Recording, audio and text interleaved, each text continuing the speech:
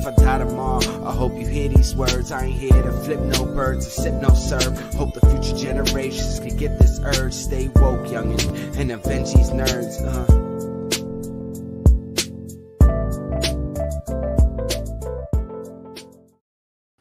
Welcome back to Yell at Sebastian Tuesday nights. I'm your host, Sebastian.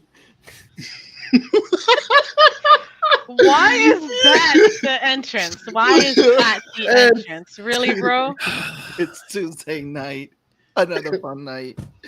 I don't know, man. It's been a long weekend. It's been a long. Good evening, you had guys. one job. You had one job, bro. One job. Because you watched the 30 minutes of She-Hulk. And did you watch the 2 hours of Lord of the Rings? Yes, I did. When did you watch Lord of the Rings? That was yesterday. Oh! So he had time. So you had time, and instead of watching House of the Dragon, you did listen. I'm all here for Rings of Power. I'm down for us to talk about it. We don't know why we're here today, but House of Dragon you can't mess with. This is supposed to be. We agreed on this, bro. What's going on? What's going on, Yes. So as everyone jumps in, realize that Sebastian has not watched the one fucking show that we have all been hyping up. Probably the best episode that we've had so far. Agreed. And we got the patented Seabass excuse of I'm busy. Well, I mean, how was everybody's Labor Day weekend, by the way? How was yours right now? I don't know, man, because I must be curing cancer to be as busy as you. Oh, my God. Oh, my. You know, thank you, Stone. Saved me from having to do it. The old gods and the new, and the Celestials and the Valar and the Luvatar himself. I can't with you. Wait. George can help me. Can you help me, George? How you just throw him in there that with no intro? Wow, I could have been picking my nose, dog. Right. Like, what's going on? Seabass has no. Listen, my God! He just doesn't want to be shamed because he didn't do the assignment. Listen, I mean, this has been a very crazy week coming off the holiday weekend. Well, I mean, holiday weekend was in Montauk. What was the whole what was missed? I watched all of it yesterday, bro. I mean, all 3 shows I watched yesterday. You were home. You were home. Yesterday was a federal holiday. I was actually out most of the day. I was out most of the day too yesterday. Wait, Seabass, what didn't you watch? I just missed Game of Thrones this weekend. I was out all day yesterday. I missed the good one. I know. That was everybody's talking about it's the water cooler episode. So good. That was good. Man. So George is gonna take your hosting spot. Take my spot right there. That was GOT season 2, like good. You know what I mean? Yeah. That battle, bro. Anyway. Listen, hey, it's been a crazy weekend, but no, again, I'll be back on the ball next week with it. Okay. Everybody around the shots for that one. Oh my God! Like that awkward silence. Oh my God! And I owe everybody some announcements. Oh my God! The segue, bro. Just do your announcements, man. Come on. I will do my announcements. Come on, Let's man. go. We got Tony waiting. Come on, get your shit together. So tomorrow, Concrete Combat comes out with part 4. Thank you again for the lettering, George. George, you handled that. Again, you need someone to letter your comics. Reach out to George Medina right there. Get your meds. But yeah, Concrete Combat. Part 4 of chapter 1 comes out. The final part for chapter 1. And it's going to release on Patreon tomorrow for those who are following on Patreon. So make sure you subscribe. Make sure you catch up on Law on Twitch. The hiatus is about to be over because hopefully, with the good news I get tomorrow, I'll be able to get my schedule back together. So fingers crossed. Also, to this in the description, follow his time frames. It's right there. I believe it's Wednesday, Thursday, Sundays. Am I right? Mm-hmm. Perfect. I have not forgotten. And then we got the Medusa's Cascade every Saturday, the D&D podcast that keeps on with the chaos. Yo, Tone, this week's episode was the episode that we try to take out your boy, and we found out that these creatures were real. Yeah. It was definitely the episode of shenanigans and giant spider creatures. That's cool. Casino heist. Sure, let's do it. Casino battle. Casino battle. I'm so confused. Listen. If you guys have not been watching or listening to our D&D campaign, go do yourself a favor. It's because Val does not want to participate in D&D. I'll tell you, this arc is my favorite arc. Every time we talk D&D, she gives the dumb. I don't know what you guys are talking about. It'll make her watch the D&D movie when it comes out. Because he refused. It's just like it comes in one ear and out right the other. Because you're like, this arc has been amazing. A1 arc. We only have more wild shit coming up. I already know these next 2 episodes are just going to be the episodes of like, hold on to your butts. Also, too, you can't get enough of George Medina. Make sure you're following him for his book Wonder Duck, and also you can catch him on Catch the Craze Wednesday nights, at 8 p.m. Right, George? And Thursday mornings for the Morning Brew. You and Sam are killing them Thursday mornings. Yeah, thank you, man. Thank you. Yes, thanks for the plug. Appreciate you. Definitely check that out. All right, give it a plug. Gotta give it a plug. And without further ado, we got a new. We're about to break this guy into the shenanigans of the show. It's his first appearance. He has his great comic that's doing his rounds on Kickstarter right now called Noir. Got to meet him through the Creative AfterCon network. He's always been there as a student, friend, and always like eager to learn, but also too, he's always been there with supporting a lot of various creators. Now he is out there with his own book on Kickstarter. The link is in the description for Noir to go support this project. I want to give it up for a round of applause for Tony James. Oh, what's up? Hey, welcome. Thanks for having me. Anytime, bro. So you have the new book out that's Noir right now. So I'm gonna give you a little bit of the screen right now to plug that away because again, this is your Kickstarter that's out. So please plug that away. Go right ahead. All right. So the book is called Noir. It is a noir story about a 1940s detective who teams up with a gray alien to stop a shapeshifter who's killing LAPD officers in Central Station. It's basically Chinatown meets the X-Files. There are 6 books, and we're raising funds for the first book, which is 42 pages long. It's being drawn by a guy from Argentina, who's a very nice man, and colored by a guy who is from Brazil, and he's worked for G.I. Joe for IDW, so he's been pretty cool as well. And people have been really blown away by the art so far. It's been pretty interesting. Tony, I want to thank you for coming on and definitely sharing that with us and joining us tonight to talk comics, to talk shows and everything. Because we've known each other for a while. We've been bumping each other at the Creative AfterCon again, and it's great to see that you got this Kickstarter out. You've always been talking about getting your comic out there and everything. So, guys, go into the description, support the project there. It is in the description right there to follow Tony and everything and learn more about his projects. Thank you. I appreciate that. It looks really good. Like it does. I'm hyped for it. I'm looking at the Kickstarter now. Very exciting. And my mom, who has instilled the love of X-Files in me, immediately I was just like, X-Files, you say? Yeah. Sign me up. Yeah. It definitely has the same fear of the unknown that the X-Files had. It's the same. Oh, nice. Okay.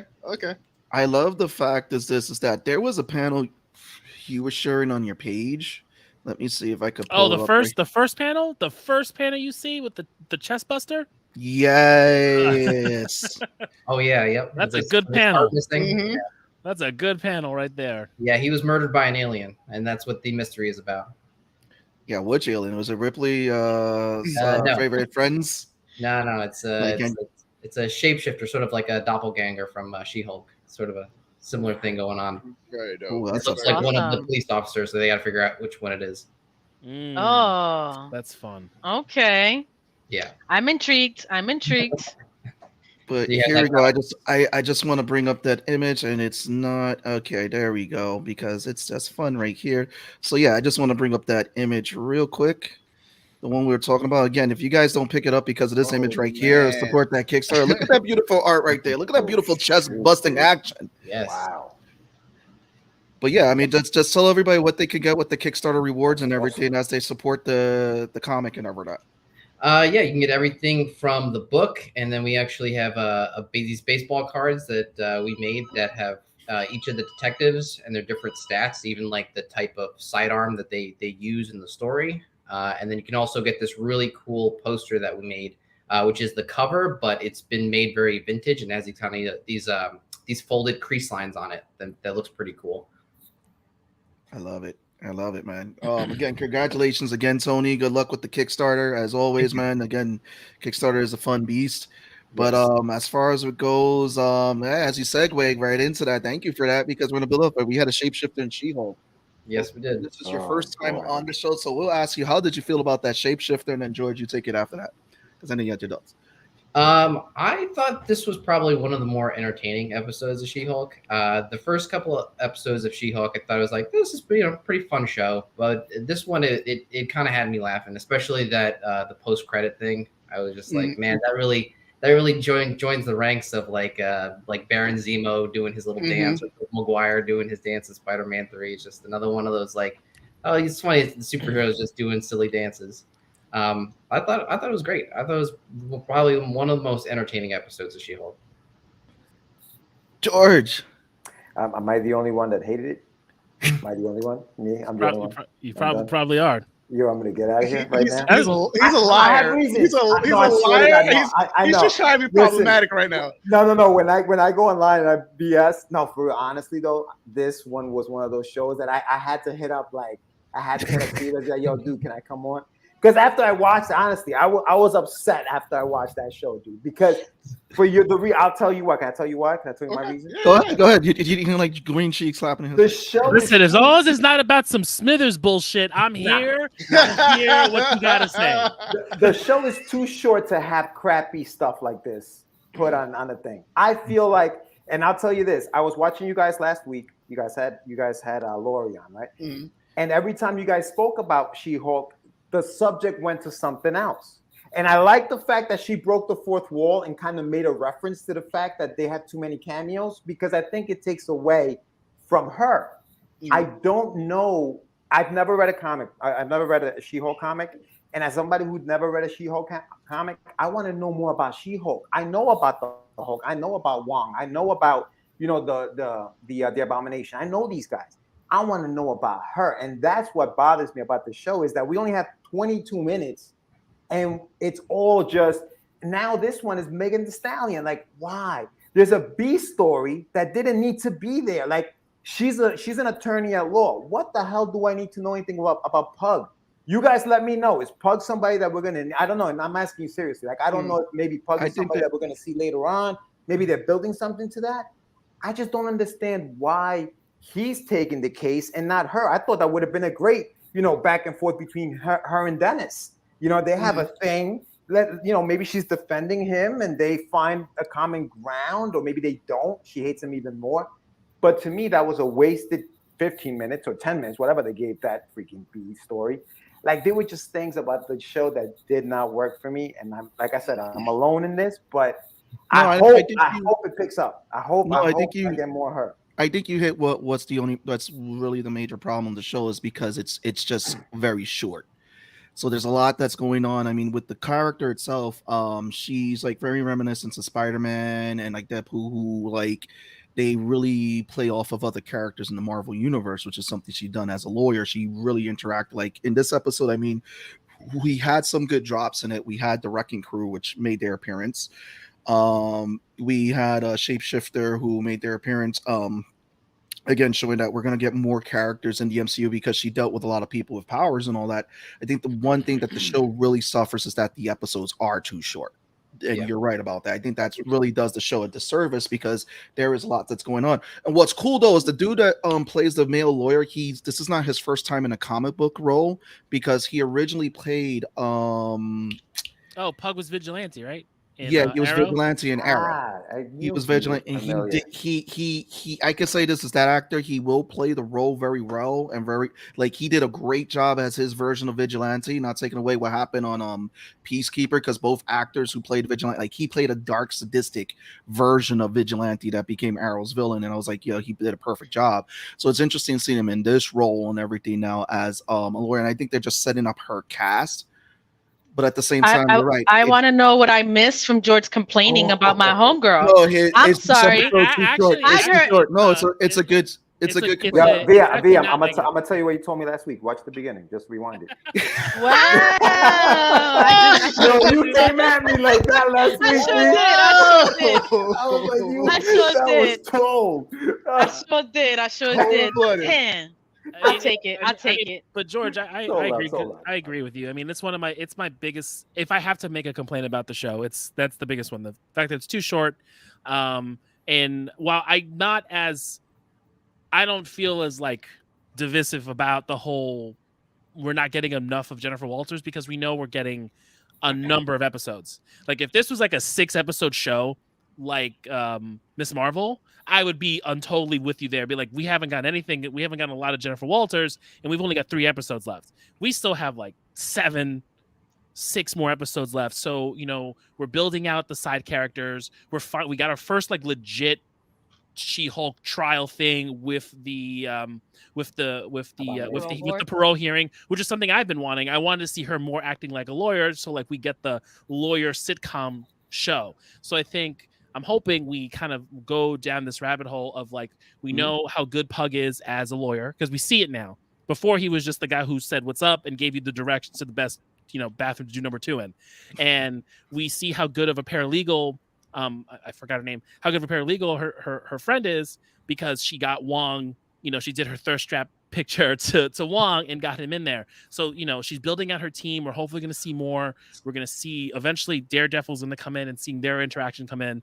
But I think if the show wasn't as long as it was, because when we found out this shit's 10 episodes, we're like, holy crap, this is the longest Disney Plus show. But that length of a show makes more sense to me because it's building up on stuff versus the last set of Disney Plus shows have been 6 episodes, 30 minutes, or 6 episodes, 45 minutes. So I think if it keeps doing like we're not getting enough Jennifer for a number of weeks, yeah, because we're here to see it. I want to see She-Hulk. I want to see She-Hulk doing her thing. But we do have the privilege of more episodes down the line versus us doing like, I don't know how they're going to wrap this up, which we've all said a number of times for like the past 2 or 3 Disney Plus shows. It was like, how are they going to wrap this up in 2 episodes? Right. Yeah. I'm confused why do we feel like we don't have enough Jennifer in the show? I mean, this is actually the episode where we got to see her in the courtroom. We got to see her actually plead her case. I mean, I'm just a little bit confused where that came from. No, what I was saying, V, is that I feel like because the episode is so short, I think that the length of the episode. Yeah, the length, and I don't think like I personally didn't like the B story. In other words, him defending, Pug defending Dennis because he got by Megan Thee Stallion or a shapeshifter who said he was making it for $175,000. Like, to me, we could have used her skills as an attorney, maybe defending him, and maybe that could have been a better storyline for me personally. I think it leads to a reason why we see this, though. I think there's a reason why they introduce it and why it leads to seeing it. I don't think it was done for no reason. I hope not. I mean, Marvel doesn't do things for no reason, right? That's the one thing we know about Marvel is that there's always a method to the madness, and maybe I'm not letting the madness play out yet because it is episode 3. But that's what I didn't like about this episode. From what I understood, someone mentioned the fairy. What is it? The shapeshift? Is it a fairy? The elf. The shapeshifter? The elf? From Asgard. Asgard. The Asgardian. Yes, the Asgardian, from what I understand, may end up, because I believe, at least where I think the show is going to go, she's not going to like JOK's direction. She's going to be pissed off because it's all going to be negative, and she's going to end up opening her own law firm with her own team, and the elf will probably be involved in that because of her shape-shifting ability. At least that's where I would like to see it go. I mean, that's just me speculating, but I think it's building towards something. I don't think it was unnecessary. I think there's a reason why we were introduced to that side story. Doesn't she have a shapeshifter on her team? I think I was reading something about that. Isn't there a shapeshifter in the comics? Yes. She also has the shapeshifter actually serves people as someone else when they have to serve people in their legal team. Yeah. That's it. Yes. So they probably it's just funny because, again, like I said, I agree that this show, that's the one thing, is that the episodes are short. You want more, but I think that this show is going to get I think that this show is going to get a big. I guess because I watch animes, they're like 22 minutes long. It doesn't phase. Well, we're trained that way because of that anime. too. You'll train that way because of the anime. No, I think that what's going to happen with the show though is that's what a lot of people are some people have issue with, but once the show is fully on there's going to be people who are going to go back and binge watch it and are going to get what they feel like it's a full movie experience, because there are stuff that is happening in these episodes. Like for example, we had the Wrecking Crew attack her, and we always saw that they're trying to get her blood. Who are they working for? Now that's the question. And again, it was fun seeing the Wrecking Crew. Some people like didn't like their look, but I was like, you know what? They were always a C-list team. They didn't do anything really great in the comics. They weren't like this big bad villain squad. They always were there for somebody to wreck them. They got a casting wrong because Thunderball, or one of the characters, is black in the comics, and he's like one of the smartest like people. Like he's had in the last like Black Panther run, I think T'Challa like talks to him. He's like, "Yeah, I'm the Black Reed Richards." He's like, "No, like you're Franklin." He like calls him by his entire name. He's like, "I read your studies and your research paper when I was doing my undergrad work, wherever the case was." And I thought that was really cool. And I was like, Marvel, why are we still dropping this ball? Like, damn, that's pretty dope. Like, what are we doing? That's pretty bad. I don't think they're gonna explore that backstory. Thunderball. Yeah. And Sapong's apparently he's like he's an actual like a doctor. He has a doctorate and whatnot. Dr. Elliot Franklin. Right. Wow. Yeah. He became a brilliant physicist and engineer.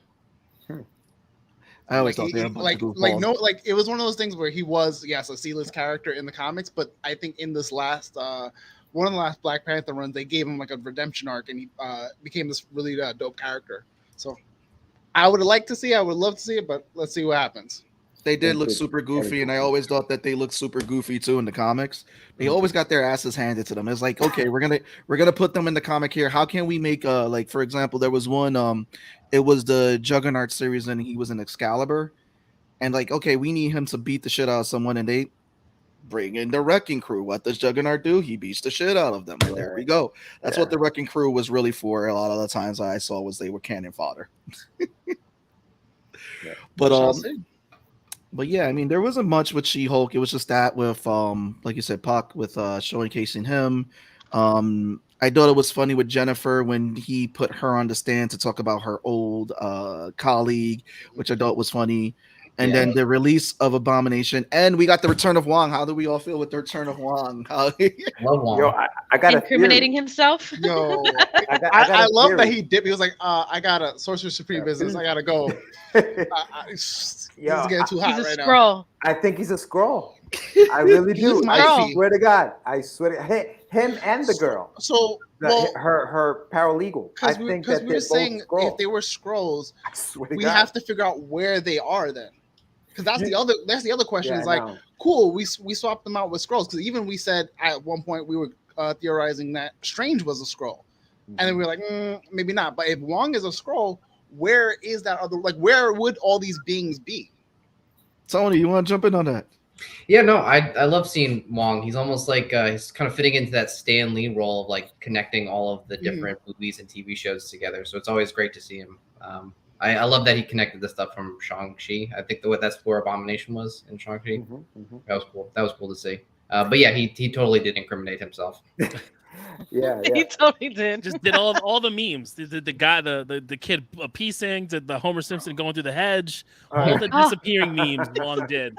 Yeah, he was like, "Listen, he's like, I've got to go." I get a thing. Yeah, I think that's my cue. That's pretty much what he did. It was like, did I just? No, it was all my fault. I'm the one that broke him out, and he wanted to come back. So, you know, it just seems it's interesting. It's literally that, like, you did. They're calling me. It's like no one's here. Yeah. They were called. I gotta go, man. But did y'all feel that Wong coming up and this excuse, this reason felt so rehearsed?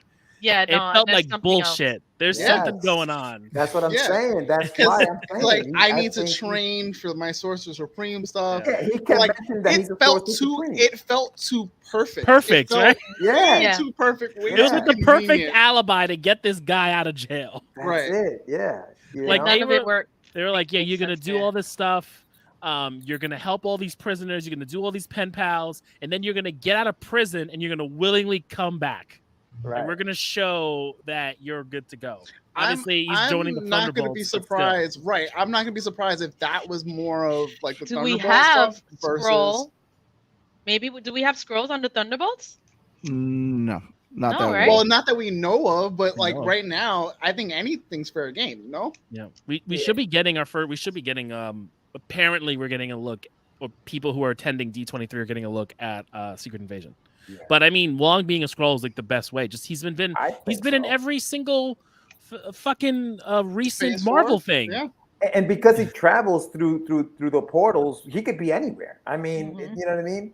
Yeah. I don't know if I'm sure you guys saw this where he might have messed up the timeline because he mentioned something about don't ask me to erase somebody's memory because it gets messy.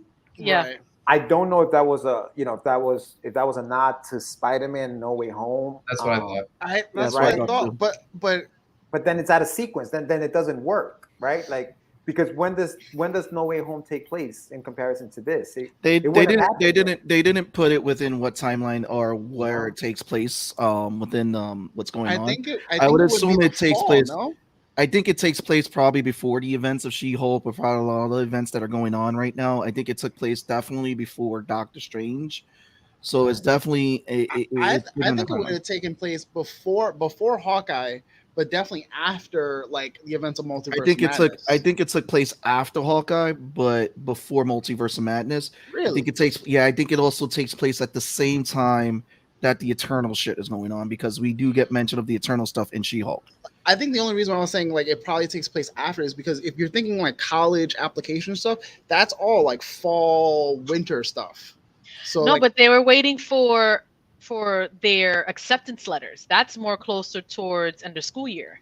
Right. Well, really? End of school year? Mm-hmm. Not well early in year, not in the winter time that you're waiting for your acceptance letters.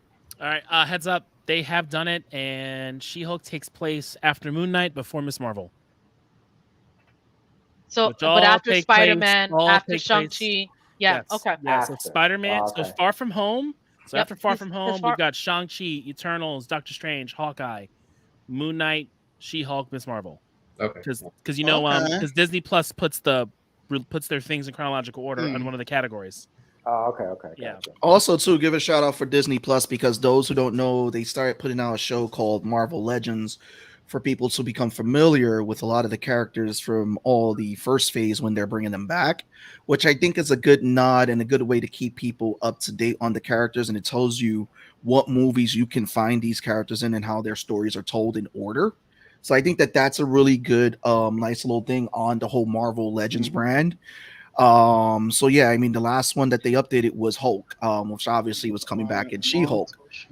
Leave him out of it. Yep. That's fair. Yeah, that's true. So it's possible Wong was not included in the forgetting spot. That's true. That would be interesting. Leave him out of it could have been both literal and like, just leave me out of your bullshit. That does leave a loophole where like it's kind of one of those things like maybe he did it as a contingency, like Wong could be the one person that needs to know in case something else like the thing arises. He's also Sorcerer Supreme. Does that type of stuff actually affect him? Or he's a Skrull. That's true because that's true because when Strange was Dr. Sorcerer Supreme, he did it for the party and Wong didn't remember. Right. Oh shit! Yeah. So maybe now Wong isn't susceptible to it because he is Sorcerer Supreme.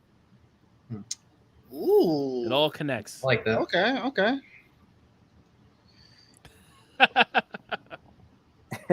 Yeah.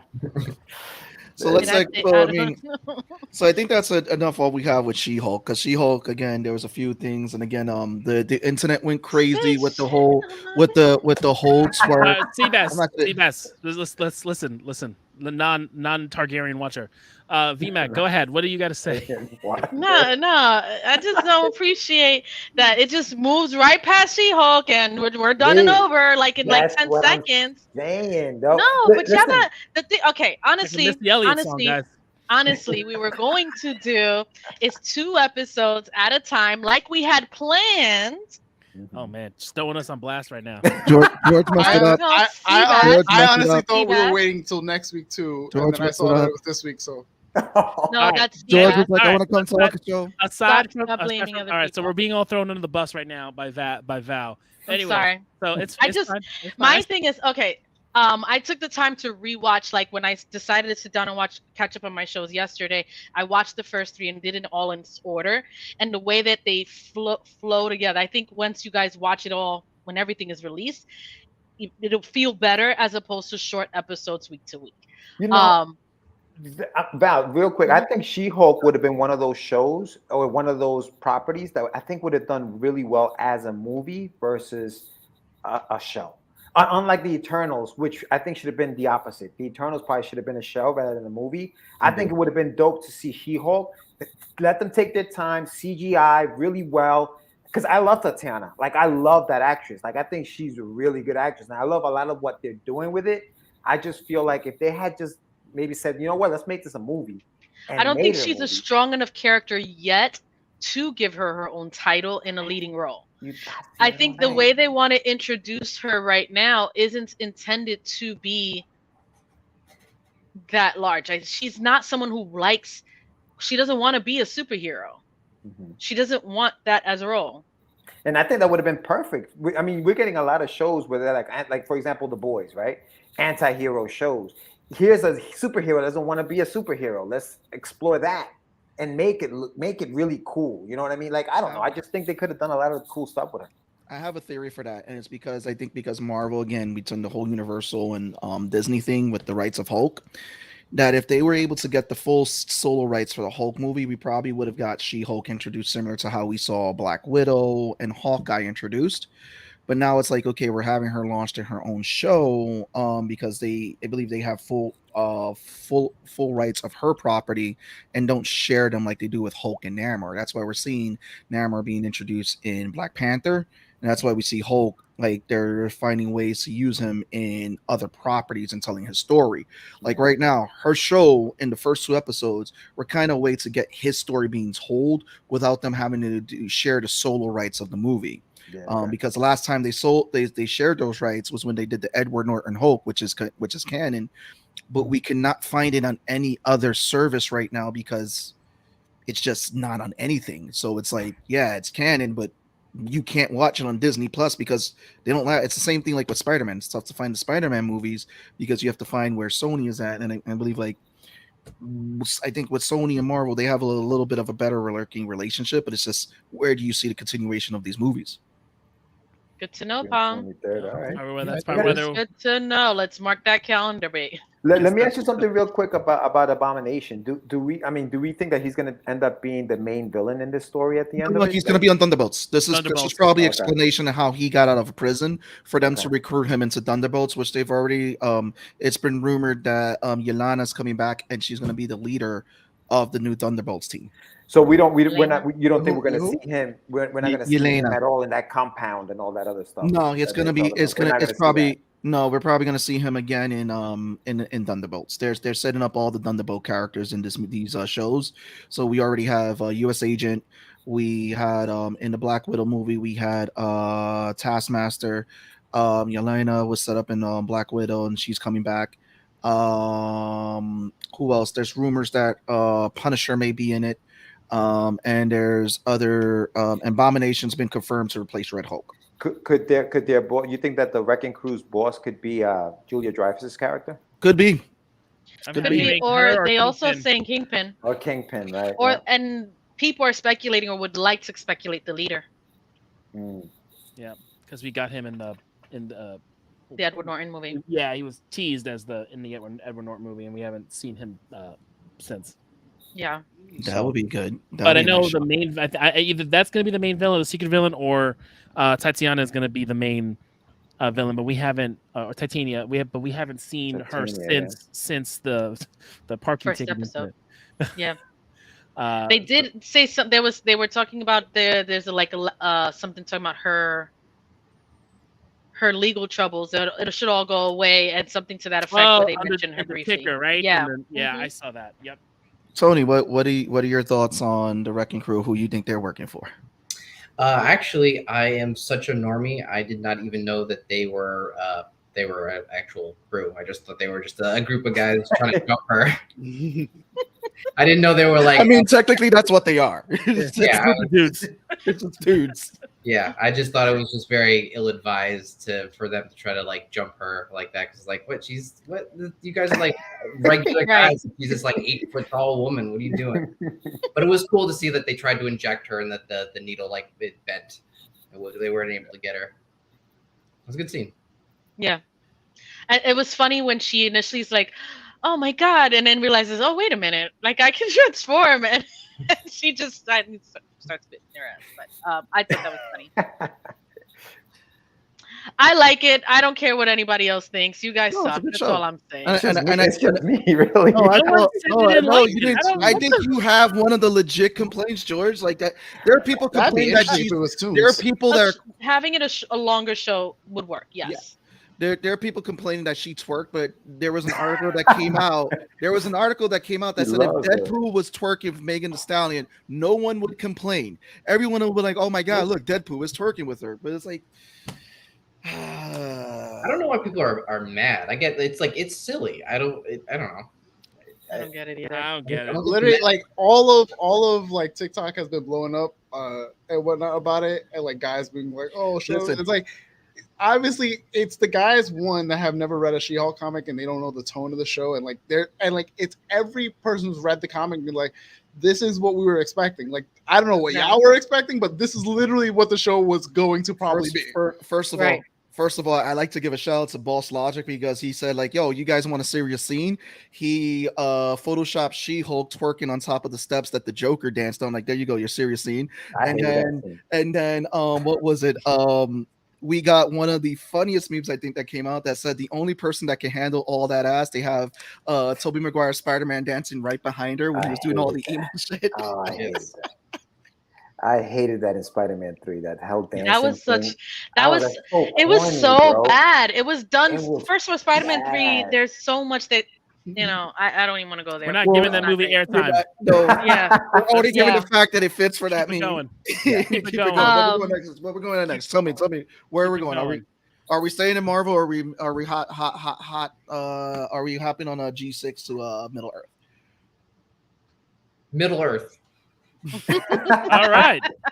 Here we go. We always end our show with Game of Thrones, so it's gonna be Middle Earth no matter what. Right, exactly. All right, so Tony, we got a premiere of 2 episodes for the Rings of Power, right? Yes. Okay.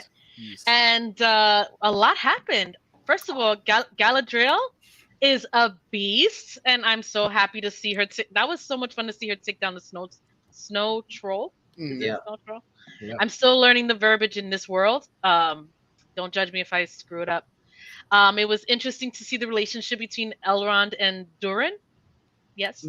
And I thought that there's a lot to unpack that I still don't understand. It's going to make me want to read the books. Spoiler warnings. Well, was that a spoiler? I guess. There's no need for spoiler warnings for this. If you don't know, you don't know. That's it. We're saying a lot of what the books would like cover, they can't cover because they don't own the rights for it. Like, they can reference things, but they can't take directly from what would be what they're like the age that they're in now, which is the Silmarillion. What do you mean? So in the end of Return of the King has all the appendices for Lord of the Rings that Tolkien had put in. So like a bunch of the shit. So all the stuff. So Amazon has rights to The Hobbit and the Lord of the Rings, which includes the appendices, which talk about the Second Age and a little bit about the First Age. So all that shit we saw in the beginning of the first episode, and how they're building the story about the creation of the rings with Sauron, right? But they don't have the rights to the Silmarillion. So there's a lot of things they can't mention, or names they can't mention. When the 2 trees are destroyed, it's Morgoth and Melkor are the same being, but their names are interchangeable. But there's also I don't remember the name of the spider, but it's Melkor and the spider who is the mother of all the spiders we see in Lord of the Rings. That spider is mentioned in the Silmarillion, but not mentioned in the appendices of Return of the King, so they cannot mention the spider. So there's a couple things that they have to skirt around. The names of the Vanor, except the one who created the dwarfs. They can't mention. Like it's just a bunch of shit they can't mention because they don't have the rights to it. So that's kind of why we're going through the lens of Galadriel. Galadriel, what the fuck is this? Galadriel. Galadriel. You just did a sea bass. No, he did. I corrected myself. He corrected himself, but it was literally just a Freudian slip because that's one of the characters in D&D campaign. So we're going through the eyes of Galadriel, but like they're creating their own story within it because a lot of this is just like it's just lore. So we know that things happen in the second age. Does this kind of fall in the same realm as what they're doing with House of Dragon, where like we kind of know more or less, and they're just filling in the pieces? I thought that's what I understood. No, that's what I think. And then they're also like adding some things. So like people think the stranger is Gandalf, but I think it's Gandalf. But my friend was like, no. But the wizards don't show up until the third age. Well, Gandalf doesn't. He's not around at that point. So he's, from what my coworker says, it could be one of the two blue wizards, the twins, which I don't know their names, and he said them, but it's he does. He does. He's very into it, and I can't think of them at all right now. Tony and then George. But the stranger is definitely a wizard, though, right? He's got a lot of wizard tendencies about him. He may not be Gandalf, but he's definitely a wizard. Like the way that he is like manipulating, the fire and then the showing the planets and stuff. He's got a very cosmic energy about him. I was very confused. I was very confused with the first episode. I lived with someone who is a Tolkien expert. So I constantly was asking her questions about what was going on. But the second episode, I was very much into. I thought the relationship between Elrond and the dwarves, that whole thing where they were like trying to smash the rocks or whatever the test of strength was. I thought that was a really funny scene. When he's like bringing him back to his place and he's like, "You're not staying for dinner," and his wife comes in and is like, "You should definitely stay for dinner." I thought that was a really charming scene. That was one of my favorite ever episodes. Just that scene alone. Yeah, that was great. Yeah. George, you tagged in. Damn. Damn it. I think I'm on the wrong show. You didn't like it. Damn it. No. Okay, so I'll tell you this, guy. I'll tell you this. I've never been a fan of the Lord of the Rings. I haven't. I've never been. I'm not into the whole elves, dwarves, all that kind of stuff.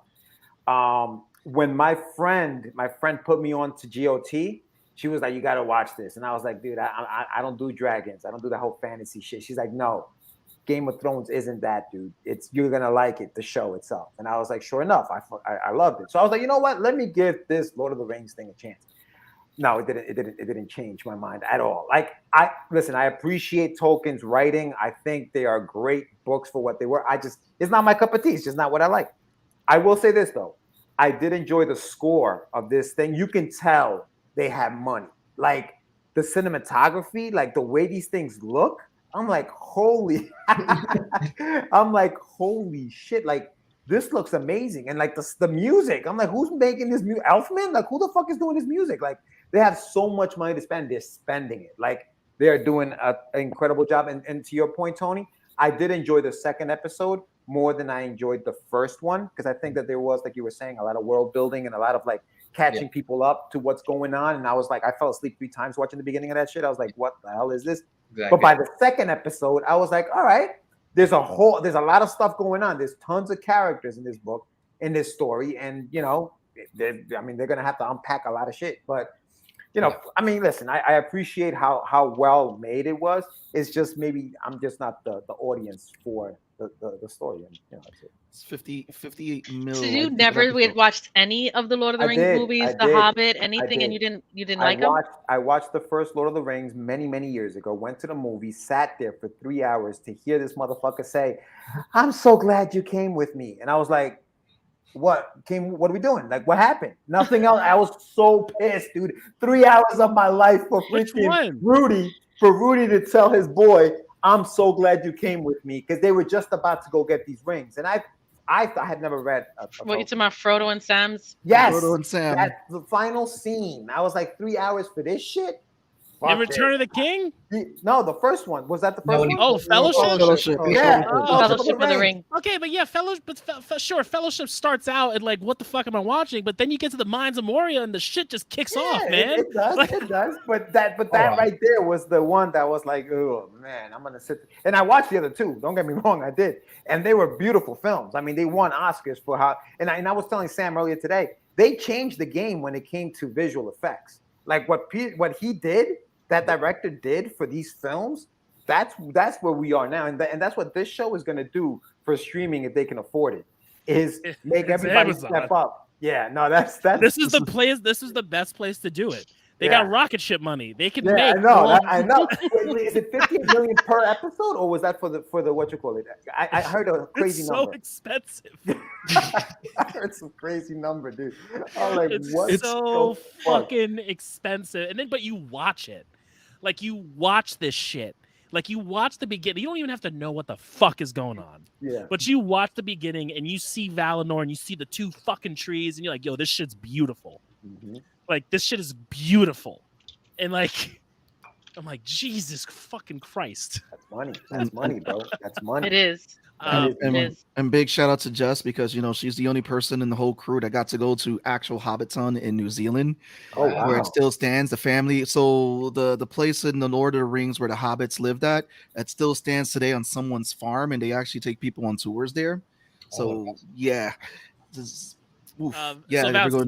So Val, to your point, I was looking stuff up while we were talking. So it's probably one of, I would assume, if I'm a betting man, I would say one of the Blue Wizards. That's what my Tolkien, because Tolkien changed it. It used to be all five came in the Third Age, then he changed it to two of them coming in the Second Age, and they're probably going to do it that way because Radagast, Saruman, and Gandalf show up in the Third Age. Right. It would make sense if it's one of the Blue Wizards. However, because no one knows the Blue Wizards, it may be Gandalf just to tie in the series we do know and characters that people actually know from the movies. Yeah. It could be very much so. I mean, they could go either ways. If to your point, if they don't have rights to certain things, then Gandalf will probably be a safer bet for the audience that they want to grab. I just think opposed to a new wizard. So the one thing is, I don't want it to be Gandalf either. Yeah. But I'm not going to be surprised if that's the route they go. Is what I'm saying. Just because based on the popularity of the original movies and the character. I also was gonna say because like when we saw him like in the crater and they did that from the top like down shot and we see like the ring of fire, like that's not implying anything we're thinking because it looked like the eye. It's not Sauron. Sauron. It's not Sauron. Sauron is around, but that is not Sauron. Sauron looks like right now the way the story goes. Sauron looks like a beautiful elf, and he tricks.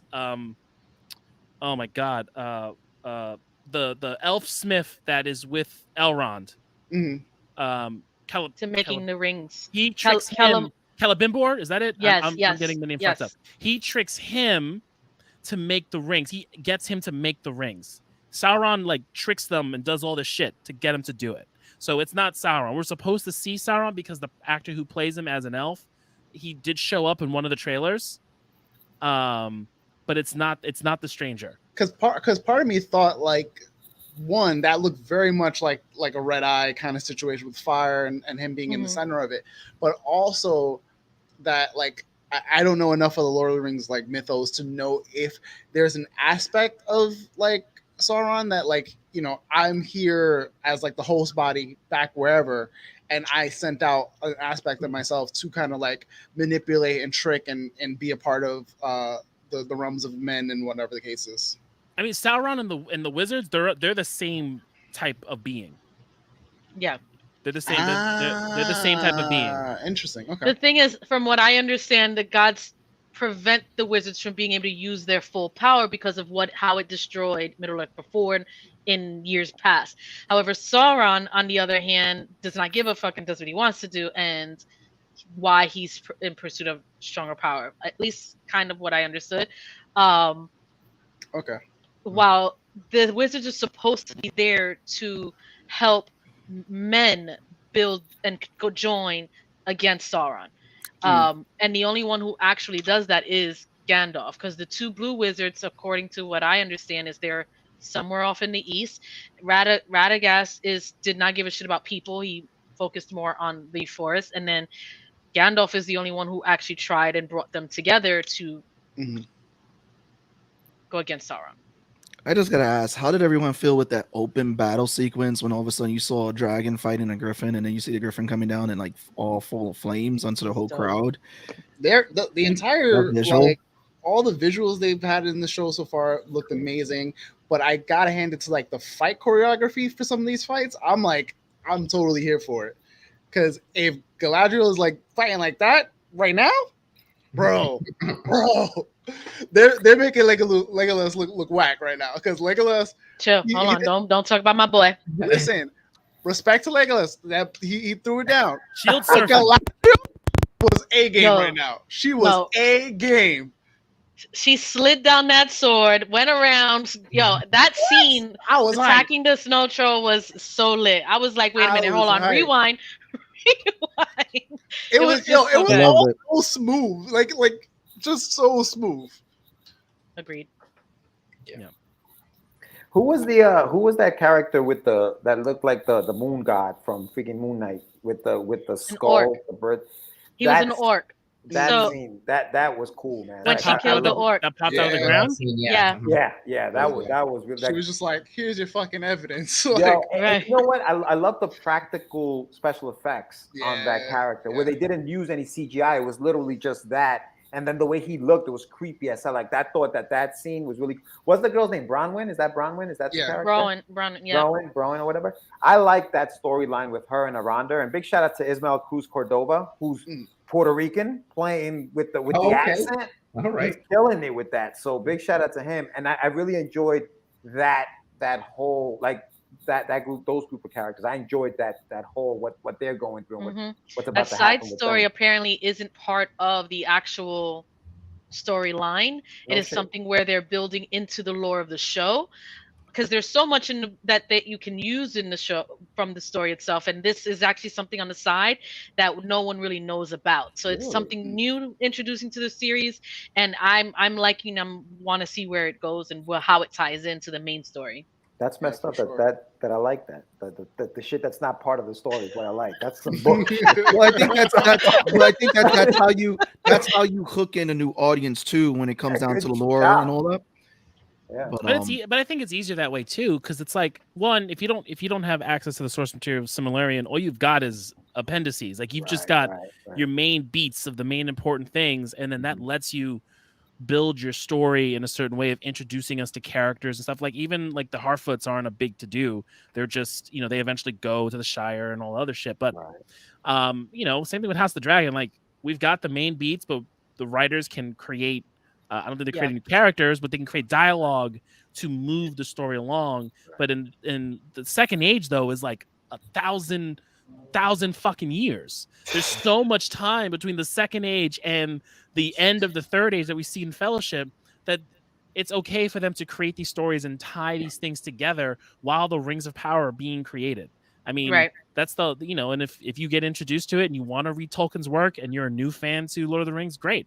If you want to read the Silmarillion, even though it's like a fucking encyclopedia from what I've heard, great too. Just I don't see the,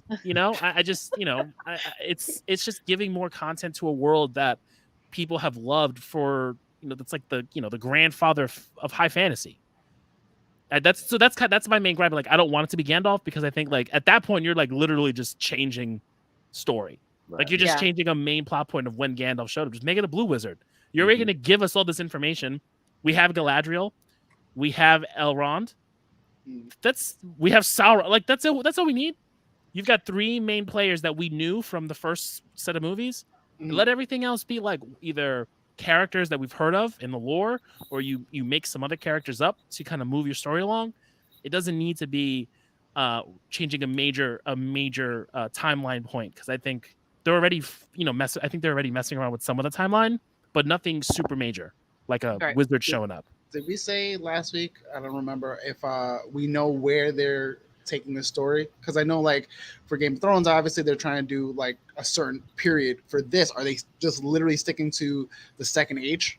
Yeah, and they're going to try to do the whole second age. I think it's like up until five seasons, and it 5 seasons, and it culminates with the battle we see in Fellowship.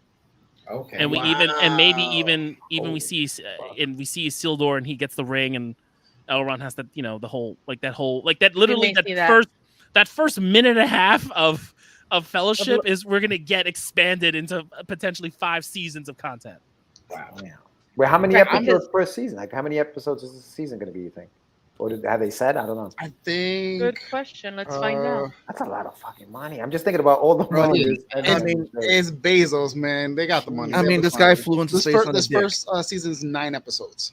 Their marketing is so crazy because even like I have some Amazon packages in my mailroom, and they're branded with you know what I mean. So they do it with all their shows. They did it with The Boys. They did it with Invincible. I remember getting Invincible stuff. Really? Okay. Yeah. I didn't notice them. Yeah. I think they said that this is the show that could make or break Amazon's streaming service only because of the amount that they spent on per episode. Well, it's the amount of what they spent, but also like you're getting such a huge like predetermined fan base. Yeah. And if they don't like it, they're gonna let you know about it like real quick. I don't think that'll stop them from watching it though, because there are things that we watch that we don't necessarily like, but because we know the fandom, the story, we still watch it. Yeah. Right. I mean, listen, I'm a casual, and I'm watching it. One, because I was going to be on this show, so I was like, you know what? Let me watch it. Seabass. Let me watch it because I'm gonna be on this show. Shots fired. Nah, but I think now that I've watched like those first 2 episodes, if it was just the first episode, maybe I'd be like, no, guys, I'll talk to you guys next week about it. But because they had that second episode, that's the one that kind of hooked me. Mm-hmm. And now I feel like see what happens. 9 episodes. All right, let me see where they go with this thing, right? Right. And so now they got me. So now I'm gonna be watching this show. You know? I feel like you said, you're more invested in the B plot because a lot of the other stuff just doesn't appeal. But like the B plot is there for you, where you're like, all right, I can kind of invest in this at least. Mm-hmm. Mm-hmm. Yeah, I think that was the marketing goal, was to get everyone in on that second episode, because there was a lot more going on in that second episode. There was a lot more action. You had that open water scene. That was awesome. It was. Don't take a cruise ship in the world of Middle Earth and all that. What's funny about that scene, I loved when they first brought Galadriel on, and they're all trying to like get her off, and then she gets off, and then that sea monster just comes, destroys them, and you're like, oh well, I shouldn't have been talking shit. Right. I was like, fuck those guys. It was like, oh, let's help you, and then they saw her ears, and then let's push this bitch. They saw her ears. I was like, okay. Yeah, I was like, all right, well then go die. Go. Yo, it was fucking amazing. That's that scene. And then again, I would not be crawling in dark tunnels looking for what's going on, because I was like, yo, I'm too claustrophobic just looking at this guy crawling. No, that's scary. The part where he's like crawling through the smaller crawl space to try to get that freaked me out. I was like, oh my god, move! No, did you notice as he's going in deeper and deeper into the tunnel, it was getting smaller and smaller, and like you said, and then the rats are running past him. Oh, I don't like rats. I mean, you knew he was going in the right direction though, because you got to follow the rats. Right, exactly. Yeah. they're running away from the danger, but whoo, shit. And then we but who grabs him up in the back? Right. But I know he comes back because he's on the next previews. The trailer. Yeah, trailer. Thank you guys. So I know he's not dead, but do you guys think he's the kid's father? Yes. Yes. Yes. That's what I was which thinking kid's too. Father? The kid, the lady's sword. Kid, the helm. Really? Well, you notice they have not shown this kid's ears. It's that. It was the ears, but it's also the blood. Like, no mortal blood is gonna just get absorbed into a fucking dark sword. Like that was like that was like he's got to have some. It's got to be like elf blood. He's got to be half elf. Right. Like that's wild. Did it just blow you as long? They didn't think of that one.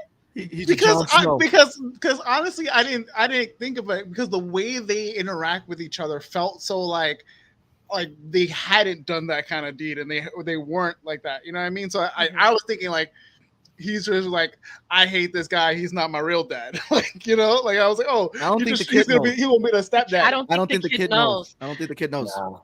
No, I think it's more something that's interesting. Yeah, hidden. It was honestly the blood. I mean, I thought it would have been cool too. For me, it was when the kid was making fun of him about his father not being there. I was like, oh, that's the kid's father, and when he doesn't. When they first introduced the kid, I was like, they're not showing this kid's ears. His hair's all down. I'm mad that I didn't catch that. I'm like, that kid's a bastard. Wow. I literally, honest to God, I literally looked at it like how they presented it. Like, oh yeah, this is just the trying to get her groove back. Found this elf dude who it was like, I was like, oh yeah, cool. I mean, we know he's been there for a while. He's been there for like 70 years. Like he's been there for 70 years. Right. 79 years. He said something like that. Yeah. So like he saw her grow up. Yeah. Pretty much. Leonardo DiCaprio. Yo. Yeah. I just wait. What? Hold on. What's the reference? You can't. Why are we talking about Leo? You can't be older than 25 to ride Leo. That's why. Oh wow. So what's the girl that he's gonna divorce was born yesterday when he's 70. Jesus. Leave my boy alone. Leave my boy alone.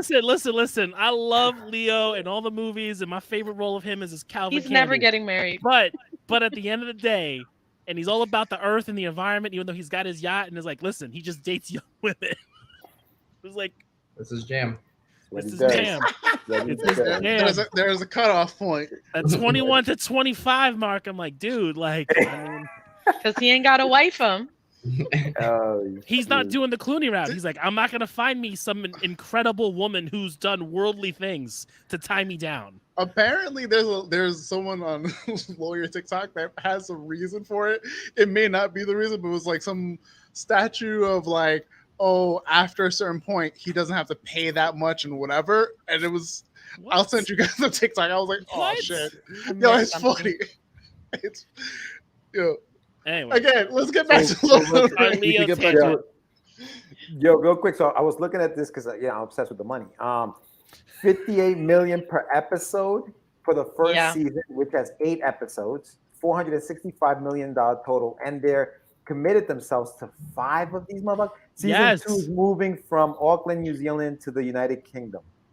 Like, what the fuck? They got people. People are gonna watch it. People are gonna watch it because they love the original trilogy. People are gonna watch it because they're Tolkien fans, and people who are gonna watch it because they're hardcore Tolkien fans, but also closet racists, and they're gonna review bomb it.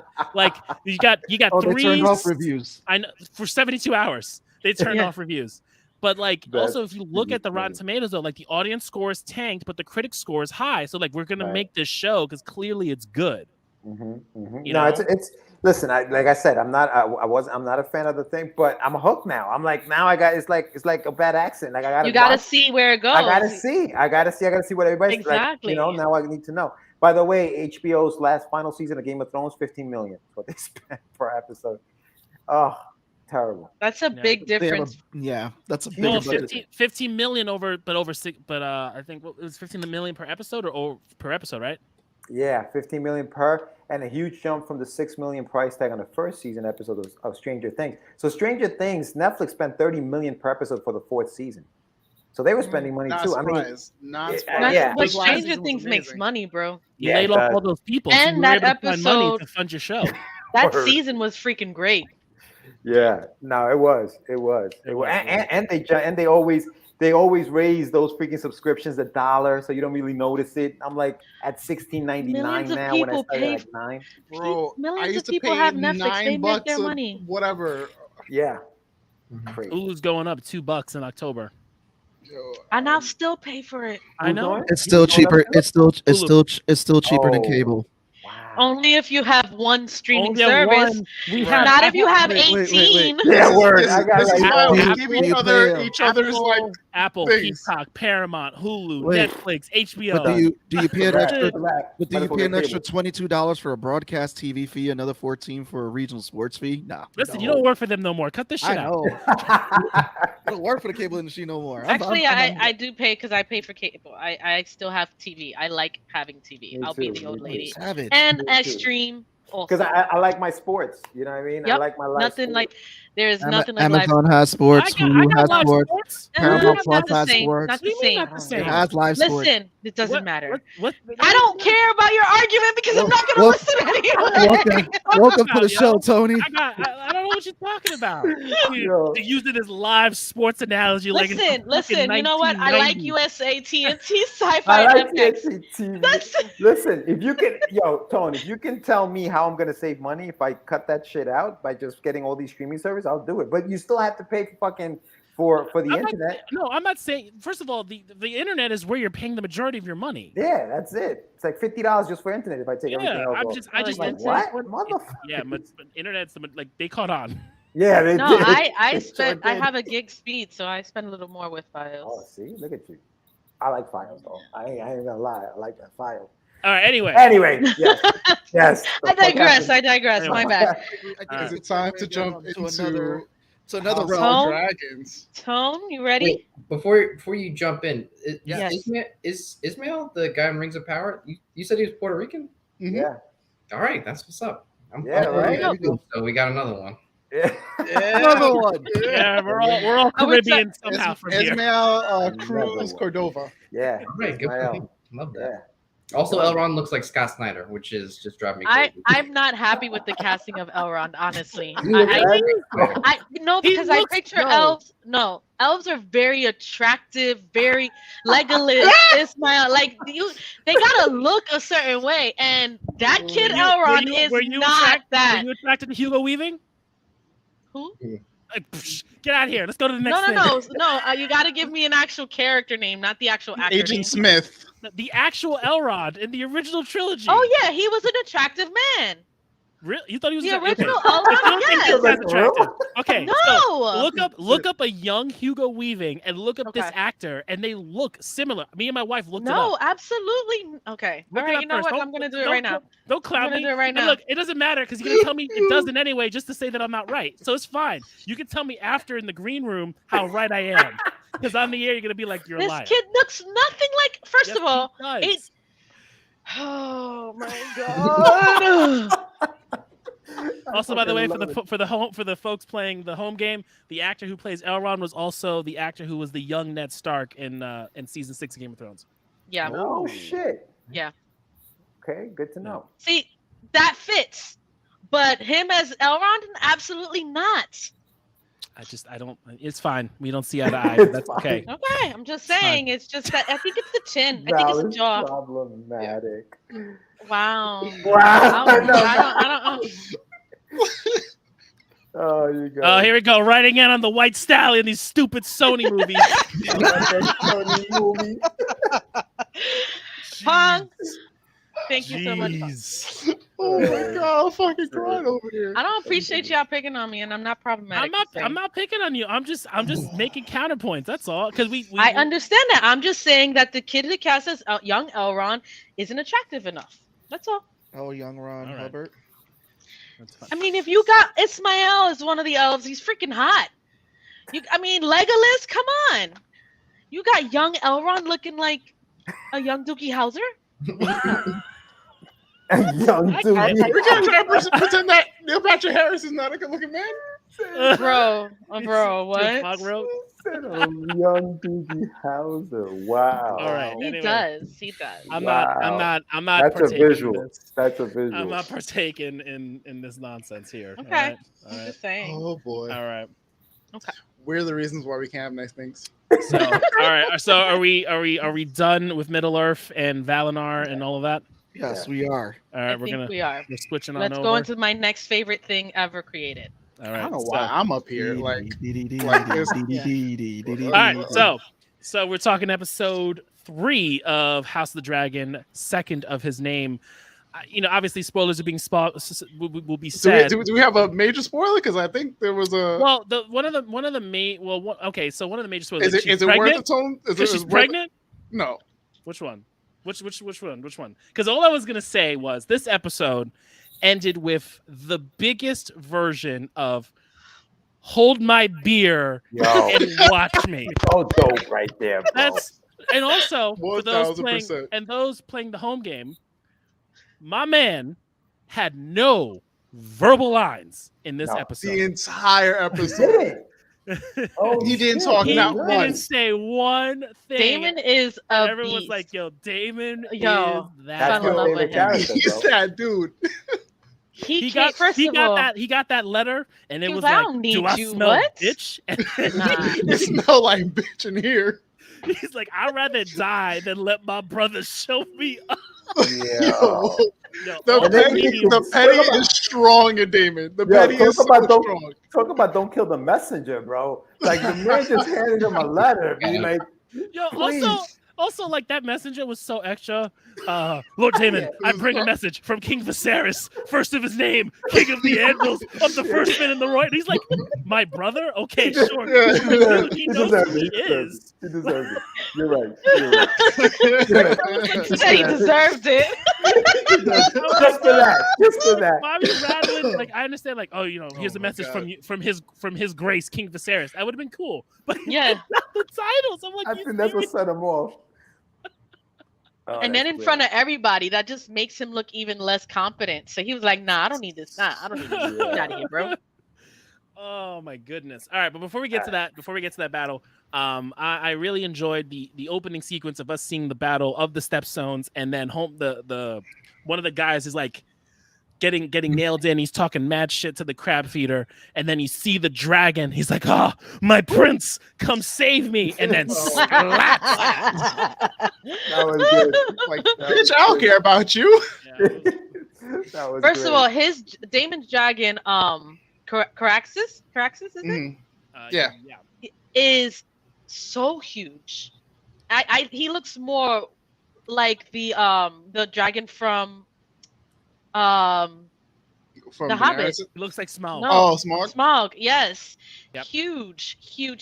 And then for a second I thought And Caraxes isn't the biggest one because apparently we still got the one that's missing. Vhagar. Yeah. Vagar's the biggest one because Balarion's dead. Valerian's dead. Yeah. He threw up that wing to block, and I was like, that's an entire galley and ship sail. Like, Yep. The only way he gets taken out is if he doesn't see, the row of ships in the ocean miles, over the horizon. We just don't see it, even though it was there. Episode 4, season 8. oh my god! I know exactly what you're referring to. Did you guys rewatch Game of Thrones before the show started? I watched the first season, Okay. and I got halfway through the second season, and then I didn't have time. Yeah. I'll be honest. I'm gonna make a confession. But I've seen it about I started watching season 1 again. I was like, man, It's so good. I love this show, and I'm so mad. And then I was talking to Jackie about it. I'm like, yo, this fucking series, both written and show, has me twisted around its finger. Like, I'm just gonna buy everything. Right. Every piece of literature that comes out, I'm gonna bitch about it, but I'm gonna purchase it. Yep. And once this man, mind you, this man is 73 years old, and he still needs to write two more Song of Ice. You better and Fire hurry books, up. one Blood and Dragon, one Blood and Fire book, and a whole bunch of Duncan Egg books. And when he goes on his Winds of Winter press tour, because he's gonna fucking finish it, he's not gonna do what the author of Dune did. He's gonna fucking finish it. I'm gonna bring every piece of literature I have from this man in my book bag, and I'm gonna get it fucking signed. Okay? Because I started reading this shit in 2011. Tone me out. You Tell me know out. how much of my life has developed from 2011 to 2022. You have 2 kids. I graduated college. I got 2 kids. I'm moving again. I got an advanced degree. Like, I got a legit job. Like, I don't understand. Like, so much shit happens. You're on multiple podcasts now. Like, I read his books being like a fresh college graduate thinking I was gonna make it in the world when the economy was like, fuck you. Right. Anyway. Oh, I'm not gonna go down this rabbit hole. It's just this But I agree. stupid shit sucks me so in. good. It's every so time. good. I'm reading Fire and Blood. I'm like, God damn it, this writing is so good. So let me ask you guys a question. Who's your favorite character right now? Damon. Damon. Definitely Damon. Damon is freaking awesome.